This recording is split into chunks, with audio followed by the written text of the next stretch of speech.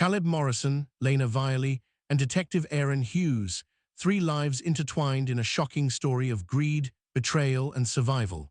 One woman's plan to claim a fortune, a man declared dead and buried, and the detective who uncovered the truth, all collided in a case that stunned the nation. Caleb Morrison lived a quiet but successful life in a growing town in Nevada. He was known for buying old properties, fixing them, and selling them at high prices. Over many years, he built a strong reputation and a large amount of wealth. Caleb was not flashy and avoided attention. He spent most of his time working, traveling for business, and managing paperwork related to his investments. As he grew older, his social circle became smaller, and loneliness slowly became a part of his daily life. Please subscribe for daily new update of crime story and watch till end. Lena Virelli entered his life during this vulnerable time. She appeared confident, charming, and deeply interested in Caleb's work. Their meeting felt sudden, but it quickly turned into frequent encounters. Lena showed strong curiosity about Caleb's lifestyle, especially his properties and long-term plans. She paid close attention whenever finances were discussed and often encouraged Caleb to think about securing his future. Her interest seemed caring on the surface, but it went far beyond normal concern. The relationship moved at an unusual speed. Within weeks, Lena became a constant presence in Caleb's life. She helped organize his schedule, handled small tasks, and gained access to his personal documents. Caleb believed he had finally found someone who understood him. He ignored subtle warning signs, such as Lena's impatience whenever money matters were delayed or her habit of steering conversations toward legal papers and ownership details. The marriage happened quickly and quietly. There was no long engagement and no large celebration. Lena insisted on keeping things simple and private. After the wedding, changes in Caleb's routine became noticeable. He began updating legal documents, including property deeds and insurance policies. A new life insurance policy was finalized, naming Lena as the sole beneficiary. The amount was significant and covered nearly all of Caleb's assets. Friends and business partners felt uneasy. They noticed that Lena rarely spoke about the future in emotional terms. Instead, her focus remained fixed on control and security. She pushed Caleb to reduce contact with others and suggested managing everything internally. Over time, Caleb became more isolated, trusting Lena to handle matters he once managed himself. Shortly after the marriage, Caleb's health started to decline. He complained of exhaustion and dizziness, symptoms that seemed sudden and unexplained. Lena took charge of his care, limiting outside involvement. She arranged appointments, handled medications, and discouraged second opinions. Caleb believed this was concern, not control. What no one knew at the time was that this fast marriage was not built on love or chance. It was carefully timed and calculated. The documents were signed, the access was granted, and the groundwork was complete. The quiet beginning of this marriage would soon lead to one of the most shocking true crime cases the country had ever seen. Caleb's condition worsened rapidly after the marriage. The tiredness turned into weakness, and the weakness became long periods where he could barely stay awake. His movements slowed, and his once sharp focus faded. Those who managed to see him noticed how different he looked in such a short time. His skin appeared pale, and his weight dropped noticeably. Lena explained everything as stress from work and age, insisting she had everything under control. One evening, Caleb collapsed inside his home. Emergency services were not called immediately. Instead, a private medical transport arrived hours later. He was taken to a small clinic located outside the main city, a place that did not appear in most medical directories. By the time any official report was created, Caleb was already declared dead. The cause was listed as sudden heart failure, with no mention of prior illness or contributing factors. Lena acted with alarming efficiency. She handled the paperwork without hesitation and refused a full medical examination. She signed documents authorizing immediate release of the body. The clinic provided minimal records, and no one questioned them at the time. Within hours, funeral arrangements were made. The burial was scheduled for the next morning, leaving no room for extended family or business associates to arrive. The funeral was small and unusually quiet. The casket remained closed throughout. Lena claimed it was due to the condition of the body and asked for privacy. There was no viewing and no religious service. The burial took place quickly, with only a few witnesses. The grave was sealed before sunset. By the end of the day, Caleb Morrison was officially recorded as deceased. In the days that followed, Lena showed no signs of grief that others expected. Instead, she began managing Caleb's affairs with urgency. Bank accounts were accessed, properties were evaluated, and valuable items were moved out of the house. She contacted insurance representatives and submitted documents related to the life insurance policy. Everything appeared legal on the surface, but the speed of her actions raised quiet concerns. Neighbors noticed moving trucks arriving late at night. Boxes of documents and personal belongings were removed from the home. The house itself was prepared for sale almost immediately. Caleb's phone went unanswered, and his email accounts were closed. It was as if his entire existence was being erased piece by piece. No autopsy was conducted, and no official investigation was opened.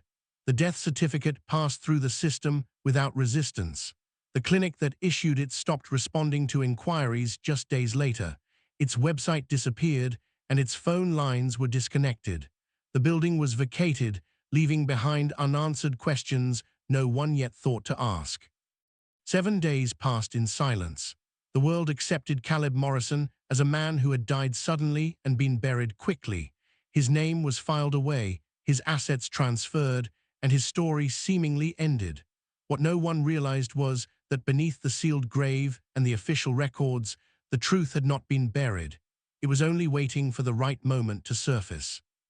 Exactly 7 days after Caleb was buried, an event occurred that would tear apart every official record connected to his death. Inside a federal courthouse in California, a routine financial dispute was scheduled to proceed.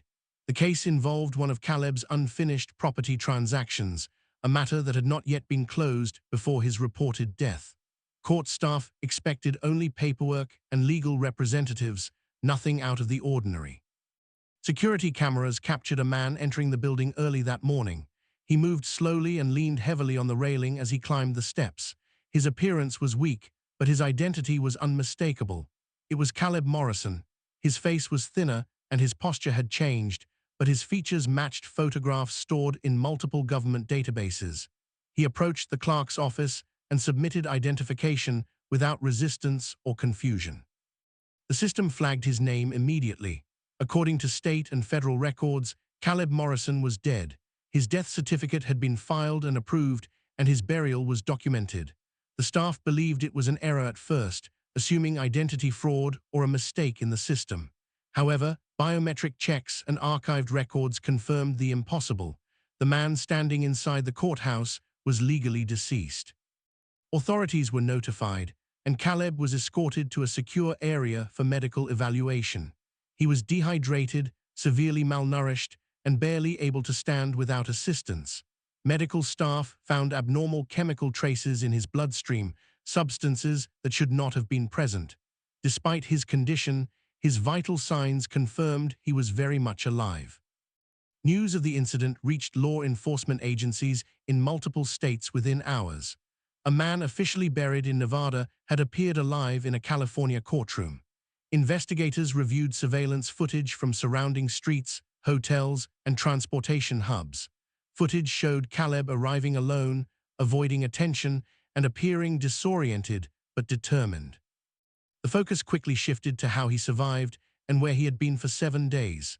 There were no hospital admission records, no travel bookings, and no financial transactions linked to his name during that time.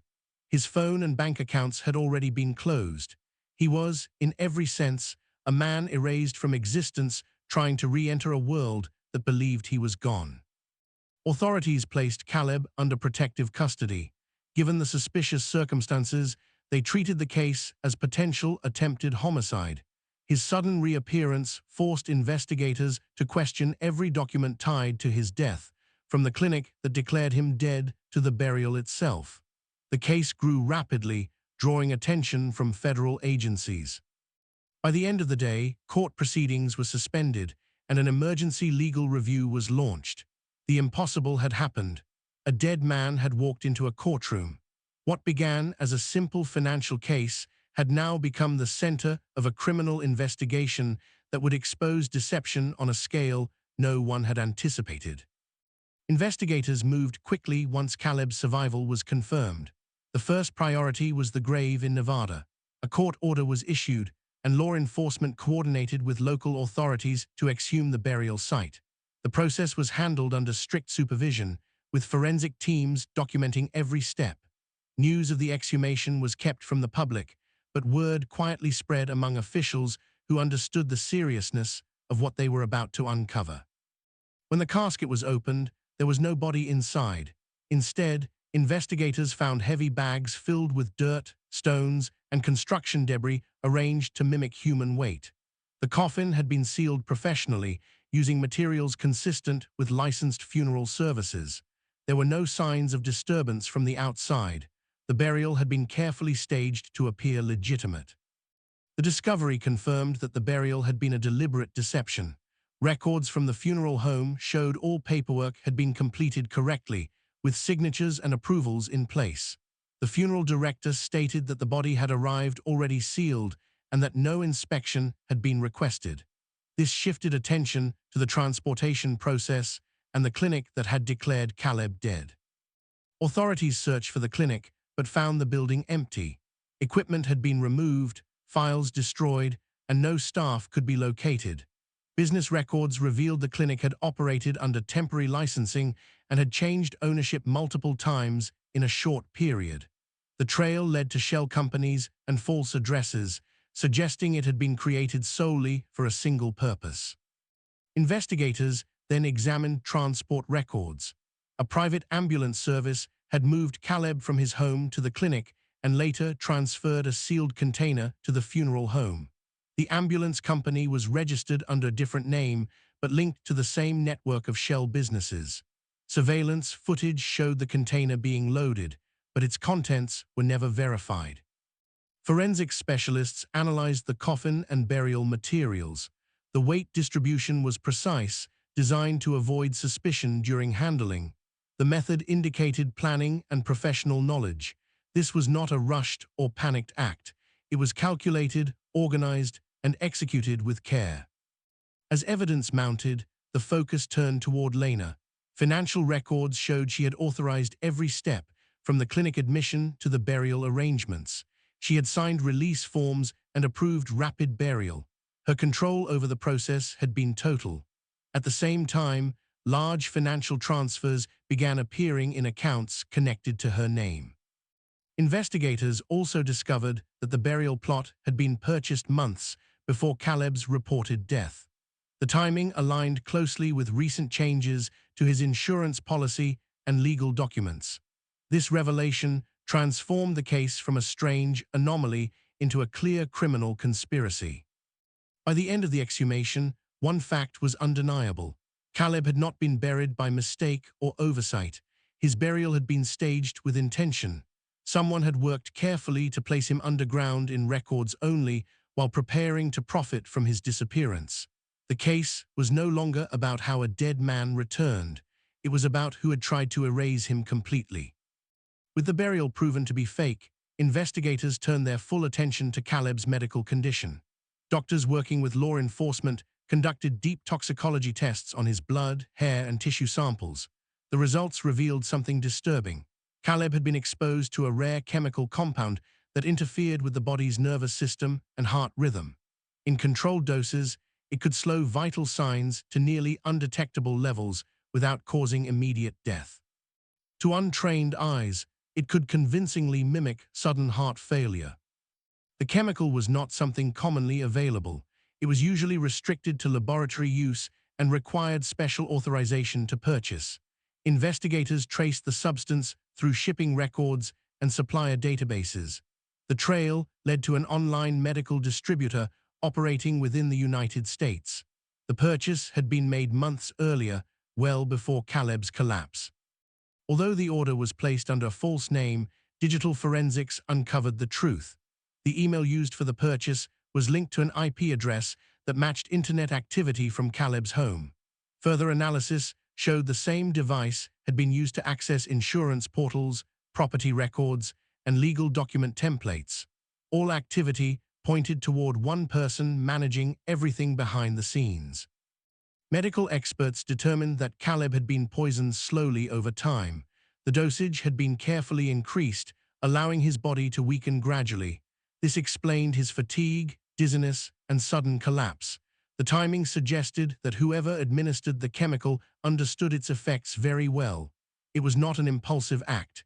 It was methodical. Investigators searched the house thoroughly. Hidden inside a locked storage cabinet, they found empty vials and disposable syringes.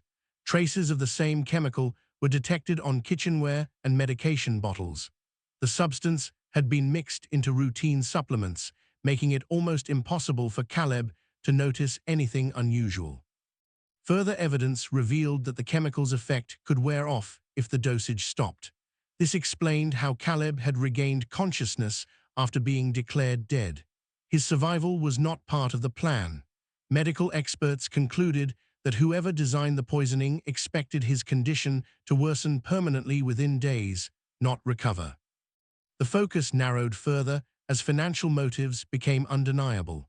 The poisoning timeline aligned perfectly with recent changes to Caleb's insurance policy and estate planning. The goal was clear. He needed to appear dead long enough for legal systems to accept it, but not long enough to raise questions before assets could be claimed. As investigators connected each detail, the case transformed into something far darker than fraud. It was a failed attempt at the perfect crime. Every step had been planned to appear natural, legal, and unquestionable. The poison was the key, turning a living man into paperwork and a burial into an illusion. What remained unknown was how Caleb managed to escape before permanent damage occurred. That answer would expose the final cracks in a plan built on greed, precision, and the belief that no one would ever look closely enough to uncover the truth. As the investigation deepened, financial analysts were brought in to examine every transaction connected to Caleb's estate. What they uncovered revealed the true structure of the plan. Days before Caleb collapsed, multiple financial safeguards had been quietly removed.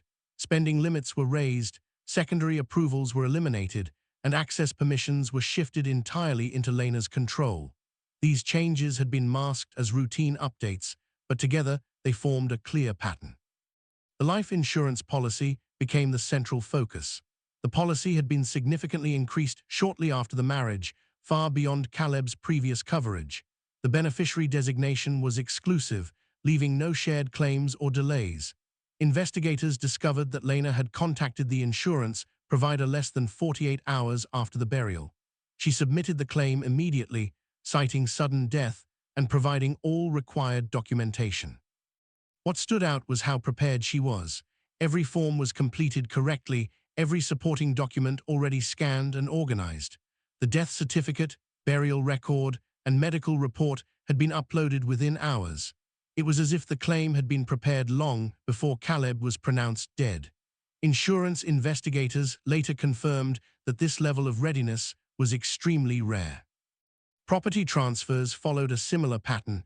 Deeds for multiple properties had been pre-filled and notarized in advance. Once Caleb was legally declared dead, those documents were activated and filed. Some properties were listed for sale within days. Others were transferred into holding companies tied indirectly to Lena. The speed suggested urgency, not grief. Bank records revealed attempted withdrawals that pushed just below the threshold that would trigger automatic review. Investment accounts were liquidated rapidly, converting long-term assets into accessible cash. Several transfers were stopped only because federal systems flagged them as unusually fast for an estate settlement. What Lena did not account for was time. Insurance payouts are never instant. Mandatory review periods exist to prevent fraud. Her plan relied on Caleb remaining officially dead long enough for those processes to complete. When he survived and reappeared, the entire structure collapsed at once. Investigators also uncovered communication records between Lena and legal service providers. Templates for death-related filings had been requested weeks earlier. Burial logistics, medical certifications, and asset protection strategies were all researched in advance. The evidence showed careful study of legal loopholes rather than emotional response. As the financial picture came together, prosecutors recognized the case as a layered conspiracy. The burial was not the end goal. It was only one step in a larger process designed to convert a living man into money without delay.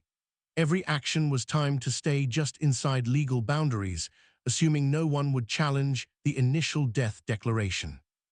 The plan failed because it relied on absolute control. Lena assumed Caleb would not recover, would not be found, and would not be able to speak. His survival disrupted everything. The money remained out of reach, frozen by investigation. What was meant to be a silent transfer of wealth became a loud and public exposure of greed. By the time financial charges were added to the case, the evidence was overwhelming. The insurance trap had snapped shut, not on its intended victim, but on the person who designed it. The courtroom where Caleb reappeared became the stage for one of the most extraordinary legal battles in recent American history. When the doors opened to hear the initial motions in what had been a routine property dispute, the presence of a man previously declared dead stunned everyone inside. Judges, clerks, and attorneys were forced to pause as reality collided with official records. Cameras recorded what would later be described in news reports as the impossible moment, when a dead man walked back into the world of the living. Immediately, the case shifted from a simple financial dispute to a criminal investigation. Federal prosecutors stepped in, and a team of investigators presented preliminary evidence of fraud, attempted murder, and conspiracy. They outlined the timeline of events, beginning with Caleb's sudden collapse, the medical declaration of death, and the staged burial. Each step, they argued, had been manipulated to create the appearance of legitimacy while hiding the truth from authorities. The evidence against Lena was extensive and precise. Digital forensics showed her email activity tracing the purchase of the rare chemical that nearly killed Caleb. Transaction records linked her to property transfers, bank withdrawals, and insurance claims initiated during the week Caleb was considered dead. Surveillance footage confirmed her presence at every key location, signing documents, arranging deliveries, and overseeing the burial. Investigators painted a picture of a carefully orchestrated scheme designed to profit from a man's disappearance. Caleb's testimony, limited though it was due to his weakened condition, became a focal point of the trial. He described vague memories of being drugged and transporting, of consciousness fading and returning, and of waking to find himself confined in a small, controlled environment. While incomplete, his account matched forensic and financial evidence, confirming that the events had not been accidental or exaggerated. One of the most shocking revelations came from the clinic that had declared him dead. Former employees, now cooperating under immunity agreements, revealed that the facility had been instructed to issue a death certificate without proper examination. Medical records had been falsified to show heart failure as the cause, while in reality, Caleb's vital signs had been artificially suppressed by poisoning. The clinic itself had been shut down immediately afterward, a fact Lena likely relied on to prevent discovery. Throughout the trial, Lena maintained a composed demeanor. Prosecutors argued that her calmness, far from evidence of innocence, highlighted the cold and calculated nature of her actions. Every action she had taken, from manipulating medical professionals to controlling financial accounts, demonstrated planning and intent. It was not a crime of passion, it was a crime of strategy executed with precision. The courtroom became a national spectacle as news outlets covered the unprecedented scenario. Experts in law, medicine, and financial crime testified, explaining how the combination of manipulation, poison, and legal maneuvering could have allowed Lena to escape consequences if not for Caleb's survival. The public followed every twist, fascinated by the audacity of the scheme and the shock of a man surviving his own staged burial. By the end of the proceedings, the evidence left little doubt. Lena's plan had been meticulously crafted, relying on Caleb's death to secure wealth and assets. The reappearance of Caleb in the courtroom was the turning point, a moment when the illusion of control shattered, exposing the elaborate deception for all to see. The case would become a landmark example of greed, calculation, and the unpredictable resilience of a victim who refused to remain buried. The conclusion of the case brought a sense of closure, but also a deep reflection on how carefully a life could be manipulated and nearly erased. Lena Virelli's arrest and subsequent conviction were the culmination of months of investigation, forensic analysis, and courtroom drama. She was found guilty on multiple counts, including attempted murder, fraud, conspiracy, and tampering with records. The evidence was overwhelming. Digital footprints, financial transactions, forensic reports, and eyewitness accounts all painted a picture of a meticulously planned scheme. Her sentence was severe. Federal courts imposed decades in prison, ensuring that she would not be able to manipulate another person's life for profit. The severity of the punishment was also symbolic, serving as a warning to anyone who might believe they could exploit legal systems, medical loopholes, and personal relationships to their advantage. The case highlighted how quickly trust could be weaponized when greed outweighs loyalty and human decency. For Caleb, surviving the ordeal came at a significant cost. Physically, the poisoning had left lasting effects, weakening his heart and overall health. He spent months in recovery, regaining strength and adjusting to a life that had nearly been stolen from him. Mentally, he faced the challenge of rebuilding a sense of safety and trust. Everything he once considered stable, his home, finances, and personal relationships, had been infiltrated and manipulated. Yet, surviving the attempt on his life also gave him a rare opportunity, the chance to reclaim his identity and take back control of his life on his own terms. The aftermath of the case extended beyond the courtroom. Insurance companies reviewed their policies and procedures, implementing stricter verification protocols to prevent similar schemes in the future. Legal and medical institutions began updating guidelines for death certifications, requiring more stringent checks before burial or life insurance claims could proceed. The case became a reference point in law schools, forensic programs, and criminal justice seminars, studied as a modern example of premeditated exploitation that nearly went undetected.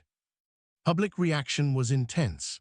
The media dubbed the case the impossible death, highlighting the drama of a man declared dead, buried, and then reappearing alive in court.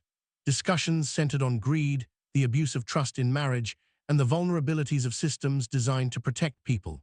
Social commentary explored the psychology behind Lena's calculated actions and the chilling reality that some individuals can plan crimes with the precision of a business operation. Caleb, although scarred, eventually returned to a quieter life. He liquidated some assets, donated portions of his wealth, and focused on personal recovery. The experience left him with a profound understanding of human nature, resilience, and the fragility of security. He became an advocate for legal reforms and awareness around the signs of financial and emotional exploitation, ensuring that others would benefit from the lessons learned in his ordeal.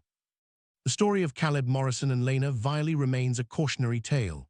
It is a reminder that greed can hide behind charm, that appearances can deceive even the most careful observers, and that survival sometimes depends on luck, timing, and the refusal to remain a victim.